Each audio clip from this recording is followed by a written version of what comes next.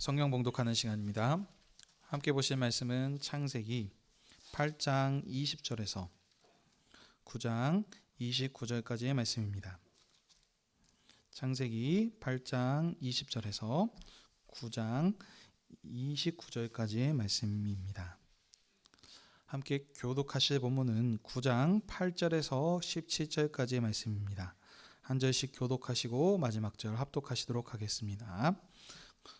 9장 8절입니다. 하나님이 노아와 그와 함께한 아들들에게 말씀하여 이르시되 내가 내 언약을 너희와 너희 후손과 너희와 함께한 모든 생물 곧 너희와 함께한 새와 가축과 땅의 모든 생물에게 세우리니 방주에서 나온 모든 것 곧 땅의 모든 짐승에게니라. 내가 너희와 언약을 세우리니 다시는 모든 생물을 홍수로 멸하지 아니할 것이라. 땅에 멸할 홍수가 다시 있지 아니하리라. 하나님이 이르시되 내가 나와 너희와 및 너희와 함께하는 모든 생물 사이에 대대로 영원히 세우는 언약의 증거는 이것이니라. 내가 내 무지개를 무지금 속에 두었으니 이것이 나와 세상의 사이의 언약의 증거니라. 내가 구름으로 땅을 덮을 때에 무지개가 구름 속에 나타나면 내가 너와 너희와 및 육체를 가진 모든 생물 사이에 내 언약을 기억하리니 다시는 물이 모든 육체를 멸하는 홍수가 되지 아니할지니라. 무지개가 구름 사이에 있으리니 내가 보거나 하나님과 모든 육체를 가진 땅의 모든 생물 사이에 영원한 언약을 기억하리라. 하나님이 노아에게 또 이르시되 내가 나와 땅에 있는 모든 생물 사이에 세운 언약의 증거가 이것이니라 하셨더라. 아멘. 자리에 앉아 주십시오.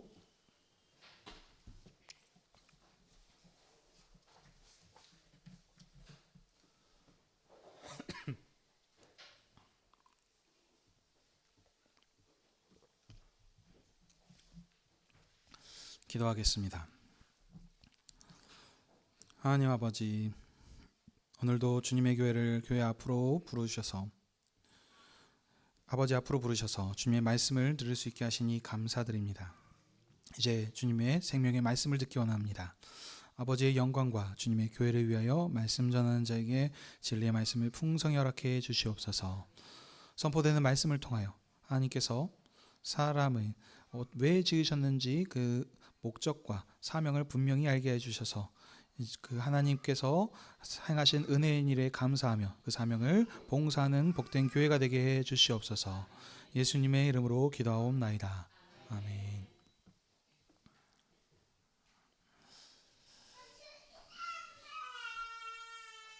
오늘은 창세기 8장 20절에서 9장 29절의 말씀을 가지고 생육하여 번성하라 라는 제목으로, 부제는 무지개 언약이라고 하는 제목으로 함께 은혜를 나누기 원합니다.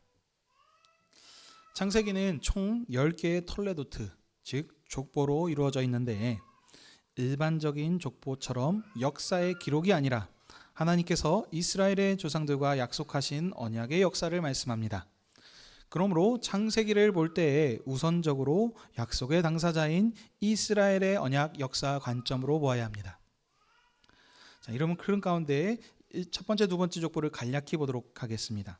첫 번째 족보는 천지창조의 족보로서 하나님께서 세상을 만드시고 하나님의 형상으로 만드신 사람에게 세상을 다스리게 하셨습니다.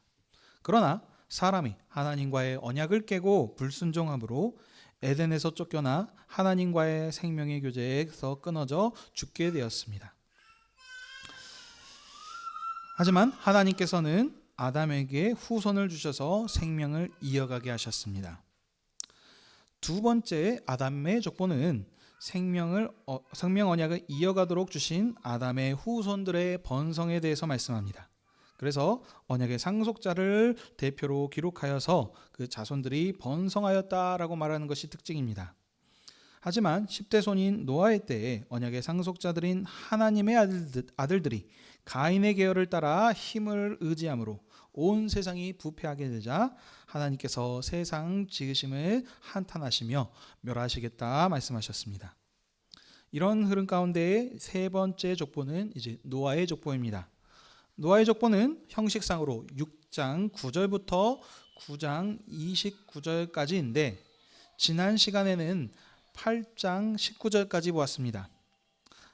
그 흐름은 하나님께서는 악으로 가득 찬 세상을 홍수로 멸하시겠다 말씀하셨고 의인 노아에게 방주를 만들어 생명을 보존하라 라는 언약을 맺으셨습니다.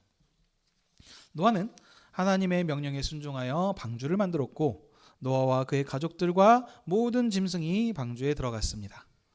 하나님께서는 40주야의 비로 온 세상을 물로 잠기게 하셨습니다.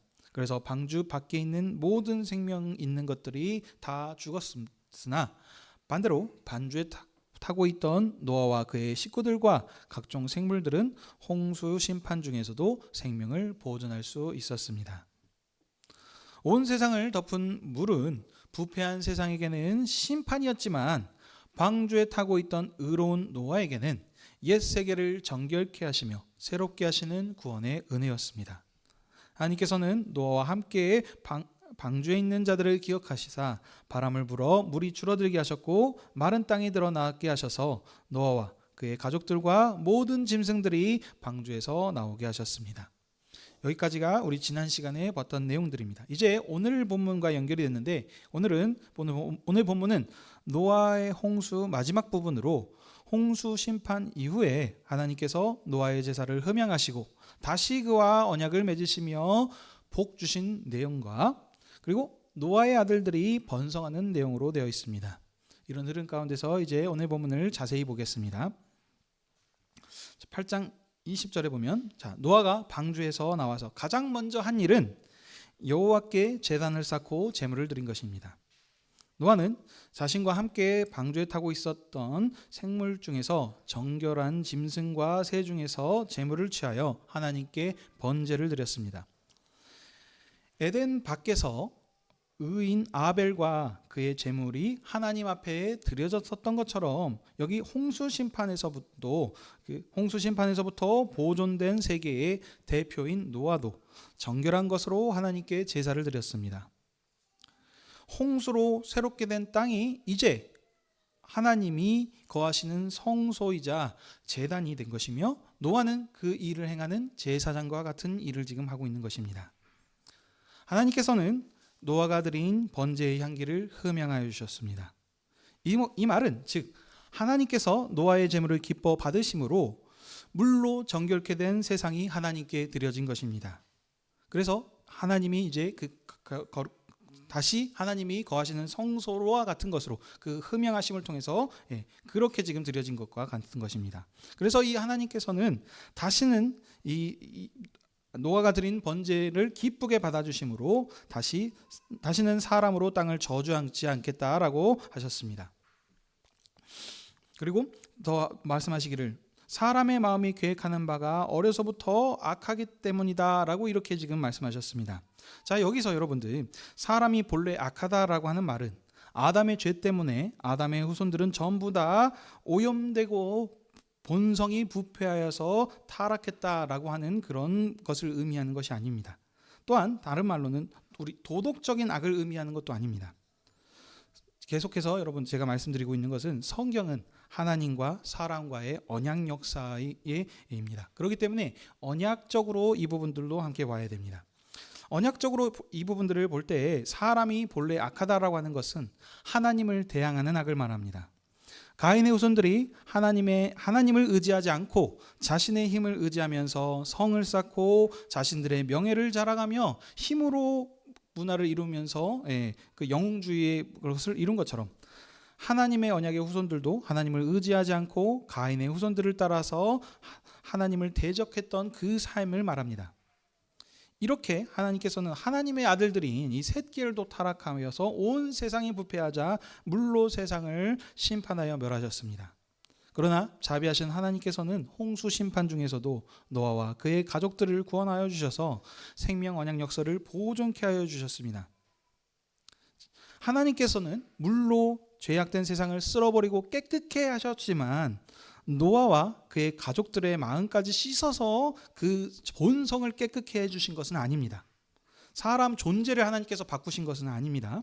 만약에 그렇다면 여러분들 더 쉬운 방법이 있습니다. 하나님께서 굳이 노아와 그의 가족들을 남기시지 말 필요가 없고 그냥 전부 그냥 리셋이라 그러죠. 싹 쓸어버리시고 다시 새로운 의로운 사람을 만드셔서 그와 언약을 맺으시고 이렇게 하셔도 되지 않겠습니까? 근데 그렇게 하나님께서는 하지 않으십니다. 왜냐하면 하나님께서는 언약에 신실하신 하나님이기 때문입니다. 이미 사람과 맺으신 언약이 있고 그 사람과 맺으신 언약 때문에 이 역사를 이어가시는 분이시라는 것입니다.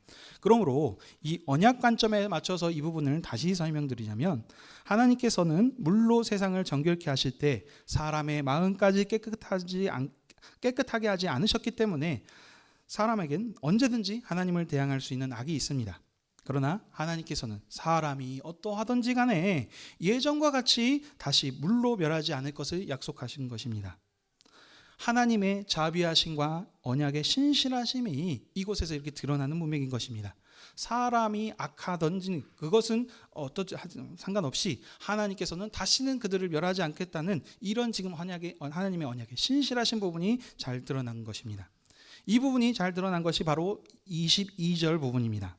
22절에 보시면 땅에 있을 동안에는 심음과 거둠이 있을 것이며 추위와 더위와 여름과 겨울이 있을 것이며 낮과 밤이 쉬지 않고 있을 것이라 이렇게 말씀하셨습니다. 여러분들 이 말씀을 보시게 되면은 이렇게 하나님께서 이제 그 가인은 아담이 범죄하고 난 다음에 이렇게 좀 고생하는 것을 더하셨죠. 그리고 가인에게도 마찬가지고 그래서 여기서도 또 한 가지 뭔가를 심판하신 후에 뭔가 고통을 지금 더하는 것 같은 그렇게 받아들일 수 있는데 지금 그런 내용이 아닙니다.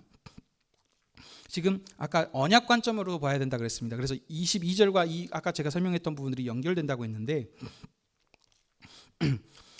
하나님께서 처음 지으신 세상은 생명이 흘러넘치는 풍요로운 곳이지만 아담의 죄 때문에 심판을 받아 결국 태초의 혼돈하는 이 땅이 저주를 받아서 땀을 흘려야 수고해야 먹을 것을 얻게 되었습니다.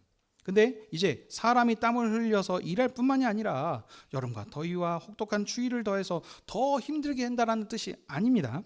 문맥을 따라서 보게 되면 하나님께서는 노아의 제사를 기쁘게 흠양하여 주셨습니다. 그래서 새롭게 지어진 땅을 받으셨기 때문에 지금 무슨 말씀이냐? 사람이 어떠하든지 간에 하나님께서는 땅에게 복을 주시고 그래서 심음과 거둠이 그 경작할 수 있는 그 일들이 계속될 수 있도록 그 계절과 날을 주관하셔서 그들이 멸망하지 않도록 주관하시고 붙으시겠다라는 하나님의 지금 언약의 신실하심을 얘기하는 겁니다. 고통, 겨울과 날과 이렇게 해서 추위와 더위를 주셔가지고 그렇게 막 힘들게 괴롭게 하겠다는 것이 아니고 그들에게 이런 계절과 절기 하나님께서 세우신 이 질서를 다시는 깨트리지 않으시고 그것을 주관하고 붙들게 하셔서 그들이 생육하고 번성하고 하는 그런 그 계속될 수 있도록 그것을 하나님께서 붙드신다라는 그런 의미가 되겠습니다. 자, 9장 1절입니다. 노아의 제사를 기쁘게 흠양하신 하나님께서는 이제 1절부터 7절까지 노아의 아들들에게 복을 주시면서 그들에게 말씀하셨습니다.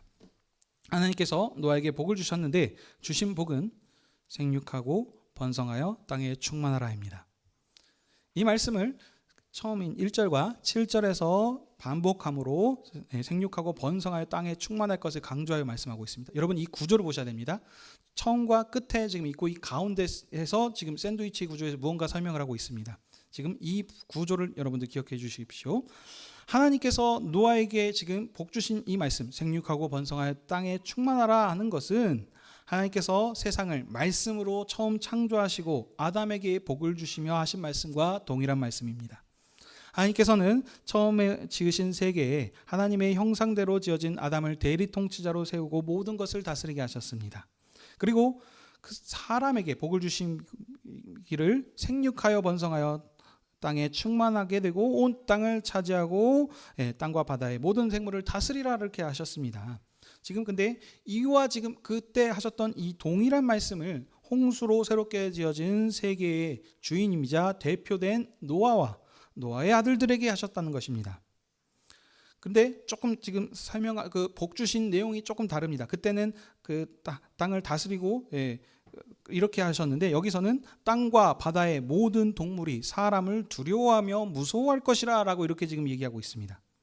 그 이유를 하나님께서 말씀해 주시기를 모든 것을 사람의 손에 붙였다라고 하셨기 때문입니다. 자, 이 부분은 여러분 하나님께서 홍수 이후에 사람의 통치권과 권위를 더욱 강화시켜 주신 것입니다. 이 부분이 이제 그 3절에서 이하에서 이제 좀 설명들이 되고 있습니다. 3절에 보시게 되면 노아에게 하나님께서는 모든 살아있는 동물의 새로운 양식으로 더해 주셨습니다. 여기서 살아있는 동물의 양식을 주셨다는 부분들에 대해서 다양한 해석들이 있습니다. 자, 좀 살펴보겠습니다. 하나님께서 사람에게 모든 동물을 먹을 거로 주셨다라고 하는 것의 첫 번째는 자, 그 8장 21절에 보시게 되면 본래 사람의 마음이 계획하는 바가 악하기 때문에 이렇게 지금 표현한 부분이 있어요. 그렇기 때문에 자, 사람들이 악합니다. 지금 악하기 때문에 홍수 이후에 하나님께서 이 사람들이 오래 살면 안 됩니까? 그래서 몸에 안 좋은 육식을 주시게 하심으로 그래서 빨리 먹고 수명을 단축해가지고 죽게 하기 위해서라라고 이렇게 해석하는 부분들이 있습니다. 자, 이게 첫 번째고요. 두 번째는 근데 이 부분들에 대해서 먼저 설명하겠습니다. 근데 이 부분은 좀 문제점이 있습니다. 만약에 그렇다면 지금 구약에 보시게 되면 하나님께서 제사를 드릴 때 어떤 제물들을 드리라고 하셨습니다. 근데 이 제물을 주관했었던 이 제사장한테 주셨던 그 너의 몫이라라고 주셨던 것들을 보게 되면 전부 다 고기들이죠. 아주 기름진 것들입니다. 근데 만약에 지금 이 관점으로 보게 되면은 제사장들, 하나님을 봉사하는 이 제사장들한테 빨리 먹고 죽으라는 그 안 좋은 걸 지금 주신 것처럼 이렇게 해석이 되기 때문에 이것은 지금 조금 뭔가 약간 맞지 않는 설명이 되겠죠. 자, 다른 두 번째 이유를 보겠습니다. 두 번째 이유는 홍수 이후에 이제 막 방주에서 나왔습니다. 지금 모든 것이 싹 물로 지금 깨끗이 지금 정결하게 되지 않았습니까? 그러니까 이제 막 식물들이 꽃을 이제 싹을 피우면서 이제 자라나기 시작할 겁니다. 그러니까 어쩌죠? 먹을 것이 부족했을 것이다. 그래서 먹을 것이 부족하니까 이제 동물도 먹어라라고 주셨다라는 해석입니다.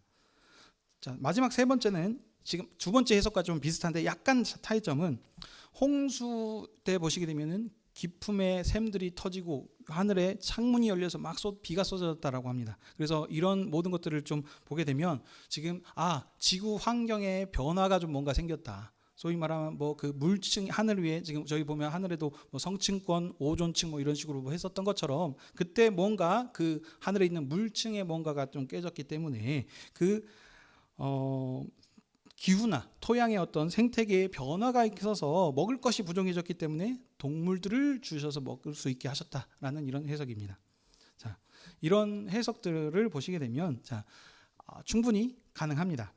근데 여러분들 계속 제가 강조하는 것은 문맥을 따라서 언약 관점에 따라서 성경을 보셔야 된다라고 말씀하고 있습니다. 그래서 이 부분을 문맥에 따라서 보시면 하나님께서는 지금 제가 구조를 설명했습니다. 어떤 구조인지 샌드위치 구조, 생육하고 번성하여 땅에 충만하라라고 하는 복주심 사이 가운데서 지금 이 말씀을 하고 있다는 겁니다. 그래서 이 관점에서 다시 이 말씀을 보게 되면 강조점은 생명의 확대입니다. 하나님께서 처음 지으신 세계는 아담에게 온 지면에 씨 맺는 모든 채소와 씨 가진 열매에 맺는 모든 나무를 양식으로 주셨습니다. 그래서 홍수 이전의 사람들은 아마도 채식만 하고 살았을 겁니다. 근데 홍수 이후에 새롭게 된 세계에는 하나님께서 그들에게 모든 살아있는 동물들까지 양식으로 주셔서 소위 말하면 육식을 하실 수 있도록 지금 더해 주신 것입니다. 그러니까 하나님께서는 늘 이런 표현이 적절할지 모르겠지만 미운 놈 떡 하나 더 준다고 하는 것처럼 새롭게 된 세계 가운데 참 연약한 부분들에도 보시면 벌을 주셨음에도 불구하고 그들에게 하나님께서 늘 자비하신 그 은혜를 베푸신 하나님이십니다. 그래서 아담과 하와가 에덴 동산에 쫓겨날 때도 가죽옷을 지어주시는 그런 은혜를 더하시지 않으셨습니까? 여기서도 하나님께서도 그들에게 풍성하게 생육하고 번성하여서 이 땅에 가득할 수 있는데 부족함이 없을 수 있도록 풍성하게 먹을 것을 더해 주신 것인 겁니다. 다시 정리하면 하나님께서는 모든 생명 있는 동물을 새로운 먹을 것으로 노아의 식구들에게 더해 주심을 통해서 그 새로운 세계의 주인이 된 노아와 그의 사람들의 통치권과 권위를 지금 강조하시며 더해 주셨고 그 지금 결과로서 모든 먹을 것을 더해 주셔서 번성하고 하는 데 있어서 부족함이 없고 풍성할 수 있도록 하나님께서 복을 주신 것입니다. 그런데 한 가지 또 더 항상 보면은 하나님께서 더해 주시는 부분들이 있습니다.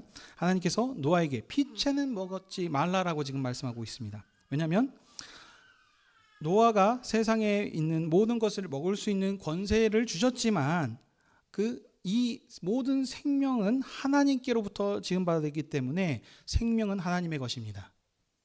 아담에게 만물의 이름을 주는 권세를 주셨고 그 세상을 다스릴 수 있는 모든 권세를 하나님께서 주셨지만 선악을 알게 하는 나무의 열매를 먹지 말라라고 하시면서 한 가지를 금하신 것처럼 노아에게는 풍성하게 먹게 하셨지만 피채는 먹지 않게 하심으로 생명의 주임은 누구시다? 하나님이시다라는 것을 분명하게 그것을 지금 가르쳐 주시는 것입니다. 그래서 그는 생명의 상징인 피채는 먹어서는 안 됩니다. 자, 그리고 또 얘기하시길 누구든지 피를 흘리는 자는 그 피값을 그에게 찾을 것이라 라고 말씀하십니다. 짐승이면 짐승의 피를, 사람이면 사람의 피를, 그 값을 찾을 것입니다. 왜냐하면 이 지금 하나님께서 새롭게 지으신 물로 정결케 하시는 세상은 의로운 것이 가득 찬 의의 세계이기 때문입니다. 그래서 이처럼 노아의 홍수로 새롭게 지어진 세계의 모든 만물을 다스리는 주인으로서 노아가 세워졌고 노아는 하나님의 말씀대로 이제 생육하여 번성하여서 이 땅에 충만하게 될 것입니다. 자, 8장을 또 보시부터 이제 보겠습니다. 홍수 이후에 하나님께서는 노아와 그와 함께한 아들들과의 언약을 세우시겠다 말씀하셨습니다. 자, 근데 여기서의 언약은 보통 여러분들 계속 보시게 되면 언약은 상호간에 하는 것입니다. 근데 이 언약 여기 성경에서 말하는 언약은 주로 지금 하나님과 인간관계에서 함께하는 내용인데 지금 여기 이 언약은 지금 상반간에 하는 것이 아니고 상호간이 아니고 하나님 홀로 지금 사람에게 선언하시고 맺으시는 것이 특징입니다. 하나님께서 언약을 세우시는 데는 세우신 대상은 홍수로부터 구원받은 모든 자들입니다. 곧 노아의 후손 그리고 노아와 함께 방주에서 생명을 보존하여서 나왔던 모든 생물들입니다. 이들이 그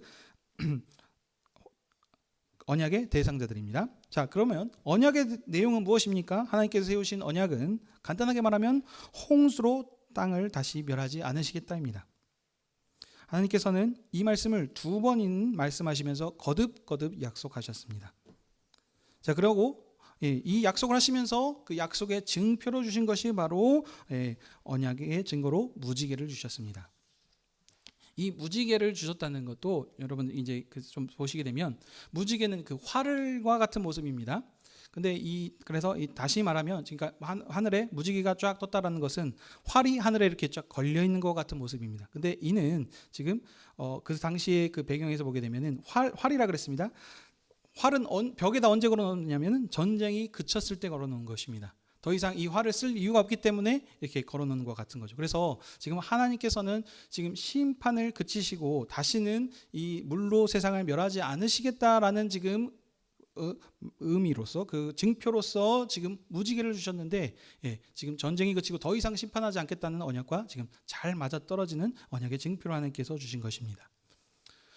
그러므로 이제 노아의 후손들은 비가 많이 오더라도 홍수의 심판을 두려워하지 않아도 됩니다. 왜냐하면 이 무지개 언약은 하나님께서 친히 사람에게 세우신 언약으로 하나님께서 영원토록 기억하신다라고 하셨기 때문입니다. 이것이 하나님께서 홍수 후에 노아와 노아의 후손들과 노아와 함께한 모든 생물들과 세우신 무지개 언약입니다. 18절 19절 보시면 방주에 나온 노아의 아들들은 셈과 함과 야벳입니다. 이 사람들이 아담의 족보의 10대손 노아의 마지막 그 상속자로 3명이 다 기록된 사람들입니다. 그래서 하나님께서는 이들에게 말씀하셔서 이 3명의 아들로부터 노아와 이 3명의 아들로부터 사람들이 온 땅에 퍼지게 됐습니다. 자, 보통 많은 자손들 중에서 한 명만 상속자로 기록하는데 홍수 후에는 이 셈, 함, 야벳 3명이 기록했다라고 하는 것은 이 3명을 통해서 지금 온 땅이 번성하여서 가득 차고 했었다는 것을 지금 강조하는 지금 그런 표현도 됩니다. 자, 그런데 여러분 이 18절 19절을 자세히 보시면 특이한 점이 있는데 함을 가나안의 아버지라고 이렇게 언급하고 있는 부분이 있습니다. 여기서 가나안의 아버지라고 언급한 부분은 그 뒤에 있는 9장 20절과 27절의 내용에서와도 연결이 되기 때문에 뒤에서 이어서 설명하도록 하겠습니다. 자, 20절에 보시면 홍수 후에 노아가 농사를 시작하여서 포도나무를 심었습니다. 농사를 시작해서 포도나무를 심었다는 거. 여러분들이 성경에서 포도나무는 그 큰 기쁨을 상징한다 그랬습니다. 하나님께서 그래서 지금 새롭게 된 세계에서 포도나무를 통해서 생육하고 번성하라고 하는 지금 말씀대로 복대로 온 땅에 지금 생명을 가득하게 지금 하셨다는 것을 우리가 알 수 있습니다. 그래서 포도가 풍성히 열매를 맺으니 노아가 당연히 풍성한 수확을 했겠죠. 그래서 노아는 하나님께서 주신 복에서 너무너무 감사하고 기쁘지 않습니까? 그래서 그것을 가지고 포도주를 만들어서 마셨습니다. 이 포도주를 마신 것은 이게 지금 술 취하지 말라 이런 것과 이걸 관점으로 보시면 안 됩니다. 이 포도주는 기쁨의 상징이라고 했습니다. 그래서 예수님께서도 지금 포도주를 그때 주셨던 부분들을 기억하십시오. 그래서 근데 지금 문제는 뭐냐면 노아는 포도주에 취하여서 벌거벗어서 하체를 지금 드러내고 말았다는 것입니다. 이 여기 그 성경의 지금 흐름 가운데서 하체를 드러낸 것은 그 벌거벗었다라는 거 하는 것으로 지금 수치스러운 일을 지금 말합니다.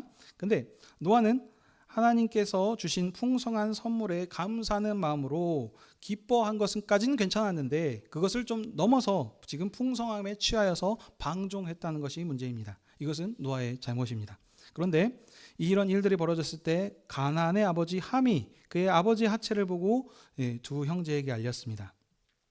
그러나 함과는 다르게 셈과 야벳은 아버지 하체를 보지 않으려고 뒷걸음으로 들어가서 아버지 하체를 덮었습니다. 아마도 이 일에 있어서 셈이 앞섰고 야벳이 그 뒤를 따랐을 것입니다. 이것이 이제 뒤에 어떻게 그들을 복 주셨는지에 대해서도 보면은 이제 알 수 있습니다. 자, 나중에 노아가 이제 술이 깼습니다. 그래서 아들들이 행한 일들을 다 알고 돼서 이제 이 아들들에 대해서 예언을 합니다. 노아는 아버지의 하체를 본 함을 저주합니다. 함이 행한 것은 단순히 아버지의 하체를 본 것 정도가 아닙니다. 이것은 아버지의 허물을 비웃고 멸시한 것입니다. 근데 이 아버지라고 하는 이 노아가 어떤 사람이냐? 단순히 그들의 아버지일 뿐만이 아니라 언약의 지금 머리 되신 분이죠. 그러니까 이 아버지의 건의로만 해도 충분히 큰데 그들의 아버지 것만이 아니고 물로 인하여서 정결케 된 세상의 상속자로서 세상의 머리와 대표자 같은 지금 역할을 하고 있는 자입니다. 근데 지금 이 노아를 함은 가인과 같이 아버지의 권위를 무시하고 도전한 것으로 이렇게 지금 해석이 되는 것입니다. 함의 죄는 권위에 대한 도전이자 조롱입니다. 근데 이 사람은 누가 세우셨냐? 하나님께서 지금 의롭다 하시면서 이를 지금 상속자로 세워주신 분이라는 겁니다. 그러므로 다른 말로는 하나님에 대한 도전으로도 지금 볼 수 있는 것입니다. 그래서 노아는 함의 아들인 가나안이 저주를 받아 그의 형제들의 종들의 종이 되리라 이렇게 하셨습니다. 자, 여기서 저주는 머리가 되지 못하고 꼬리가 되는 저주입니다. 근데 여러분 생각해 보십시오. 함이 잘못을 저질렀습니다. 근데 왜 함을 직접 저주하지 않고 그의 아들인 가나안을 저주할 것인가요? 이것은 이제 이 성경에서 말하는 그 언약 역사 가운데서 상속자의 개념들을 좀 살 필요가 있습니다. 자, 첫 번째 이유는 셈과 함과 야벳 이 모두 세 명 다 지금 노아의 상속자들입니다. 이들이 노아와 함께 새로운 땅을 상속받은 자들입니다. 그래서 하나님께서 그들에게 복을 주셨죠. 생육하여 번성하여서 이 땅을 충만하라라고 하나님께서 이미 언약하셨고 복을 주셨습니다.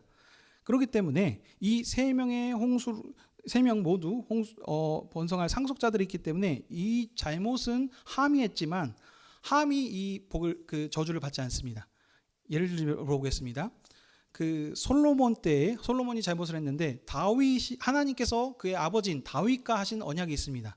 그래서 내 나라가 영원하게 해주실 거라는 그 언약 때문에 솔로몬의 잘못을 솔로몬에게 하지 않고 그 후손의 다음 세대에게 그 나라를 나누게 할 것이라라고 이렇게 그 이어지게 하신 것처럼 여기도 마찬가지입니다. 이미 하나님께서 복을 주셨습니다. 언약을 이미 선언해 주셨습니다. 그렇기 때문에 함이 잘못을 했지만 함은 언약의 상속자로서 복을 받습니다. 그렇지만 그의 후손인 가나안 때 이 약속이 이어지고 저주를 받을 것이라라고 얘기한 것입니다. 이것은 성경에서 나오는 상속의 의미, 언약의 상속과의 의미 원리와도 지금 잘 맞는 것입니다. 자, 두 번째는 이 가나안이 지금 어떤 일이냐면 지금 지역명을 따고 있습니다. 그래서 이 가나안이 거주하는 지역이 셈의 후손이 거주해야 될 하나님의 성소가 되기 때문입니다. 함에게는 총 4명의 아들들이 있습니다. 나중에 이게 족보를 뒤에서 보시게 되면, 근데 그러면 4명 다 저주를 받아야 될 것인데 왜 굳이 그 4명 중에서 꼭 집어서 가나안이라고 이렇게 한 것이냐? 이것은 지금 이 말씀을 받고 있는 자들이 누구인가라는 것에 지금 초점을 보셔야 되는 겁니다. 이것은 지금 이스라엘 백성들한테 이 말씀을 하시고 있죠. 이스라엘이 지금 해야 되는 것은 무엇이냐? 가나안 땅을 지금 상속받아서 그 가나안 땅을 하나님이 통치하는 나라를 세우시기 위해서 그들과의 지금 정체성과의 연결이 되어 있다는 것입니다. 그래서 하나님께서는 그 이 모든 일들을 지금 이미 작정하시고 계획하셔서 그 일들을 노아를 통해서 지금 이미 예언과 같이 그들을 저주하시고 복 주신 부분들을 여기서 지금 나타난 것입니다. 함은 셈과 야벳과 함께 홍수로 새롭게 되어진 상속자들이기 때문에 저주를 받지 않고 그 가나안이 이것을 받은 것입니다. 자, 그러면 함만 것이 아니죠. 이번에는 이와 반대로 뒷걸음쳐 들어가서 아버지 하체를 보지 않고 덮은 두 아들에 대한 또 예언이 있습니다. 이번에는 그들을 축복했죠. 셈에게는 셈의 하나님을 찬송하리라라고 하면서 셈에게 하나님의 이름을 주셨습니다. 이거 지금 하나님의 이름을 여호와를 이름을 주셨다는 것은 무엇이죠? 그 셋에게 주셨던 여호와 이름을 불렀더라. 에노스 때 하셨던 것처럼 하나님의 이름을 부르는 하나님의 언약이 상속받았자라고 하는 것을 지금 여기서 이미 선언해 주신 것입니다. 자, 그리고 야벳에게는 지금 또 얘기하시기는 셈과 연합하게 됩니다. 그래서 그 셈의 장막에 함께 가면서 막내지만 창대하게 하시는 복을 주실 것을 지금 얘기했습니다. 근데 이 지금 보시게 되면 가나안이라고 하는 이 부분들, 이 가나안이 꼬리가 되게 해주겠다, 그리고 형제들의 종이 되게 해주겠다라는 것은 어떻게 보면은 저주인 것만은 아닙니다. 그 형제들의 저주인 그 종이 된다라고 한 건데 이 형제가 누구냐면 바로 언약의 상속자의 종입니다. 언약의 상속자의 안에 들어와서 종으로 섬기는 것은 비천할 수 있겠지만 그 안에서 하나님을 보고 믿는다면 그것이 어떻게 보면 구원이 될 수 있는 그런 또 기회가 될 수도 있는 것입니다. 이렇게 하나님께서는 노아를 통해서 세 아들들을 예언해 주셨습니다. 그리고 노아는 홍수 이후에 350년을 더 살았고 950세가 되어서 죽었습니다. 말씀을 정리합니다. 하나님께서는 세상이 사람의 죄악으로 가득 찬 것을 보시고 세상을 물로 심판하셨습니다. 온 세상을 물로 심판하실 때 하나님께서 노아와 그의 아들들을 택하셔서 생명을 보존케 하셨습니다. 하나님께서는 물로 부패한 세상을 정결케 하신 새로운 세상을 노아에게 주셨습니다. 그래서 노아는 이 의롭게 된 세상을 지금 상속받은 상속자이자 대표자입니다. 그래서 그 대표자로서 새롭게 된 땅을 하나님께 예물을 드림으로 성소로 올려드린 일을 한 것입니다. 하나님께서는 노아가 드린 번제의 향기를 흠양하셨고 다시는 사람으로 땅을 저주하지 않으시겠다라고 말씀하시면서 그와 언약을 맺으셨습니다. 사람이 어떠하든지 다시는 물로 세상을 심판하지 않으시며 땅의 심음과 거둠이 계속될 수 있도록 계절과 그 절기, 날이 계속될 수 있도록 이 세상을 굳건히 붙드시고 지키시겠다라고 말씀하셨습니다. 그러면서 그 홍수 이후에 남겨진 사람들에게 통치권과 권위를 더욱 강화시켜 주시면서 모든 산 동물을 먹을 것으로 주셨습니다.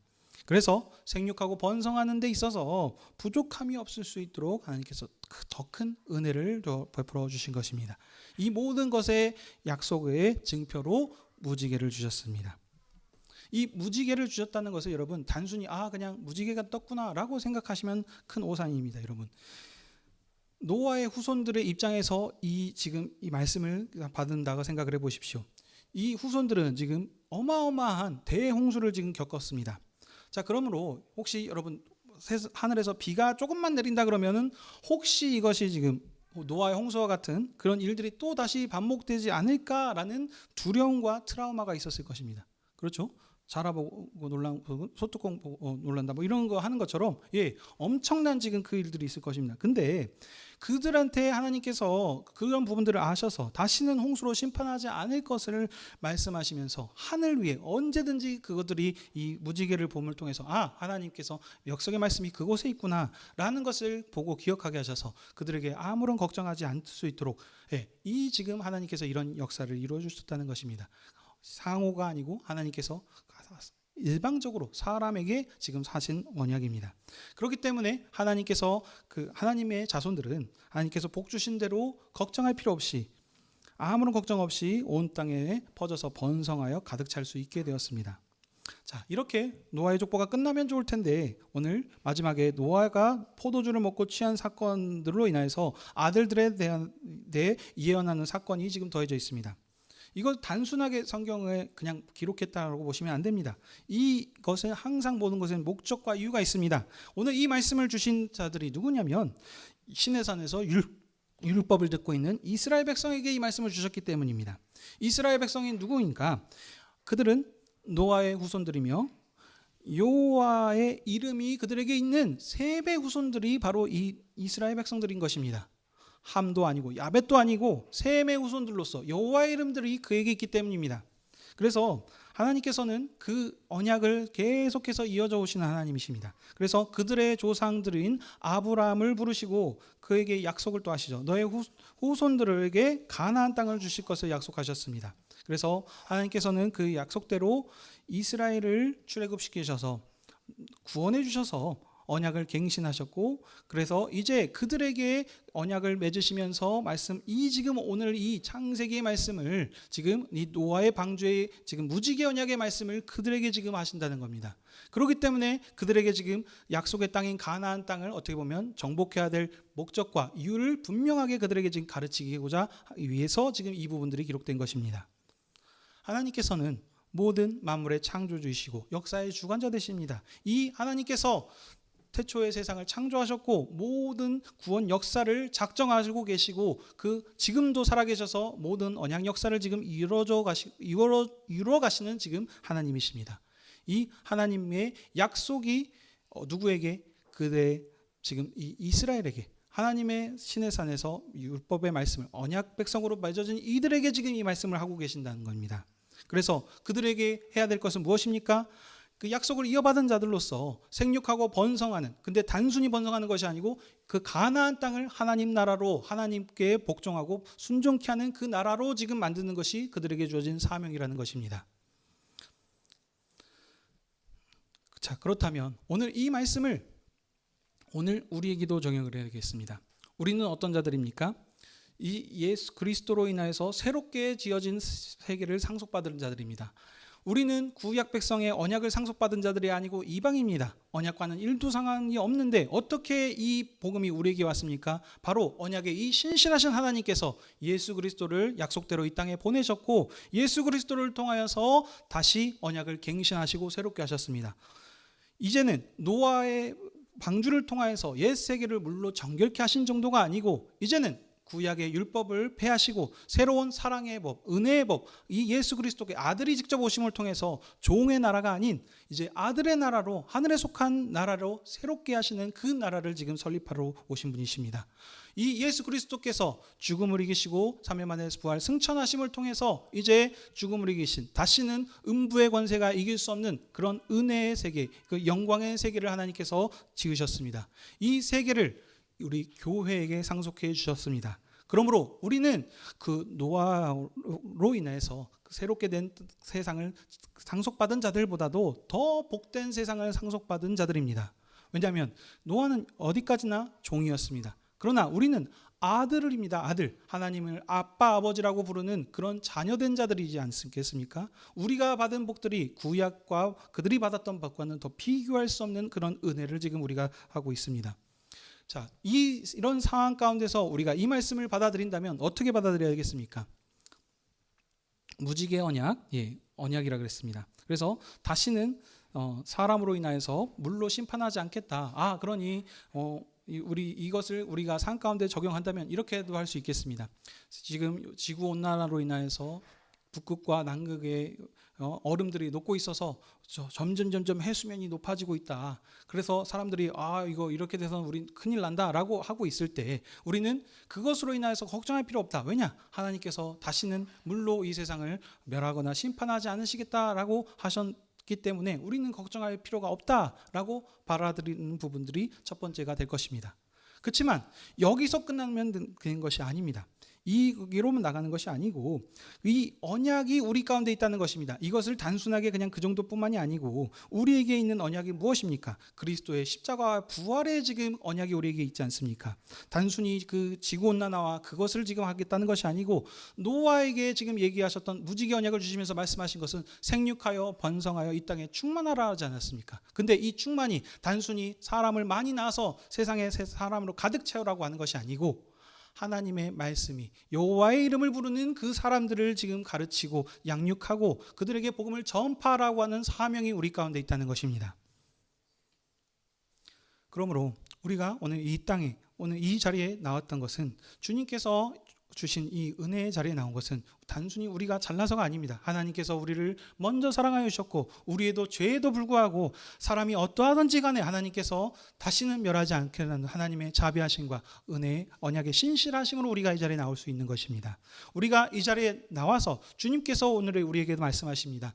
오늘도 내가 너에게 살과 피를 주니 하나님께서 하셨던 이 은혜의 일들을 다시 한번 생각해봐라. 하나님께서 우리에게 주셨던 그 은혜와 사명을 다시 한번 묵상하여라 라고 말씀하시는 것입니다. 그냥 단순히 너희만 잘 먹고 잘 살아 라고 하는 것이 아닌 것입니다. 우리가 하나님의 상에서 애찬을 합니다. 포도주를 마시는 것 같은 그 기쁨, 하나님이 주시는 그 생명의 잔이 우리가 함께 먹고 마시면서 함께 즐거워할 수 있습니다. 하지만 그것으로 끝내서 되는 것이 아닙니다. 우리가 노아가 그 생명을 풍성히 누렸지만 거기서 취함을 통하여서 방종하는 그런 안타까운 일들이 있었던 것처럼 우리도 그런 부분들이 있지 않는가 한번 살펴봐야 되겠습니다. 우리만 단순히 잘 먹고 마시고 그냥 끝나는 것이 아닙니다. 이것이 삶 가운데서 그리스도의 복음의 상속자들을 지금 키워내야 될 지금 사명이 우리 가운데 있고 우리만 잘 먹고 사는 것이 아니고 세상에 지금 많은 사람들이 주님을 모르고 지금 세상에서 지금 헤매고 있지 않습니까? 그들 가운데서 이 그리스도의 사랑을 그리스도의 복음을 증거해서 그들도 주님을 알고 이 상에 함께 동참함을 통해서 함께 먹고 마심으로 우리가 누리는 이 기쁨과 은혜를 그들도 함께 누리게 하고자 하는 그런 사명이 우리 가운데 있는 것입니다. 그러므로 우리가 오늘 이 주님의 자리에서 먹고 마실 때마다 노아에게 주셨던 그 은혜와 비교할 수 없는 더 큰 은혜와 사랑을 우리 교회 가운데 주셨다는 사실을 기억하십시오. 노아는 결국 죽었습니다. 그렇지만 우리는 죽음을 이기신 생명이 그리스도가 우리에게 지금 보여주시지 않았습니다. 우리 그리스도를 믿고 이 떡을 먹고 마시는 자는 영원히 죽지 않으리라 라고 이렇게 말씀해 주셨습니다. 그러므로 우리가 이 언약이 우리 가운데 있음을 생각하셔서 세상 가운데 다양한 여러 가지 어려움과 걱정이 있을 수 있습니다. 이걸 통해 가지고 그래서 뭘 먹을까 마실까 육식까지 더해 주시는 하나님이십니다. 이것으로 인해서 먹으면 안 된다 어쩐다 이것으로 하는 것이 아니고 모든 것을 하나님께서 우리에게 자유하게 주셨지만 이것을 우리가 풍성히 먹고 마심으로 인해서 또 혹시 다른 사람들을 또 시험에 들게 하지 않는 것이 아니고 우리가 지혜롭게 행하면서 그리스도를 증거하면서 그들도 우리 주님의 품으로 들어올 수 있는 이런 사명들을 감당해 나가는 저와 여러분이 되시길 주님의 이름으로 축복합니다. 아멘. 기도하겠습니다. 아버지 하나님, 오늘도 주님의 교회를 아버지 앞으로 불러주셔서 우리에게 말씀을 통해서 우리의 믿음과 하나님을 향한 사랑을 또 굳건히 하여 주시니 감사드립니다. 하나님께서 물로 정결케 된 세상을 언약의 상속자들에게 주시고 또 다시는 물로 심판하지 않으실 것이라는 무지개 언약을 우리에게 주셨습니다. 이 언약을 계속해서 이어지게 하셔서 이제 교회에게 이 언약의 말씀이 상속되게 하셨습니다. 우리는 단순히 무지개 언약인 뿐만이 아니고 그리스도의 십자가의 부활의 언약이 우리 가운데 있음을 기억하게 하여 주시옵소서. 우리가 이 마지막 사명을 감당케 하는 상속자들로서 불러주셨사오니 우리가 주님의 상에서 주님이 주시는 피와 살을 먹고 마실 때마다 주님이 오셨던 이 언약의 의미를 다시 한번 기억하게 하시고 이 복음을 세상 모든 사람들에게 전파하게 하셔서 그들도 이 주님의 상에서 먹고 마시는 교제에 함께 참여할 수 있게 하시는 그 사명들을 감당해 나갈 수 있는 저희들에게 허락해 주시옵소서. 감사드리며 이 모든 말씀 우리 주 예수 그리스도의 이름으로 기도하옵나이다. 아멘.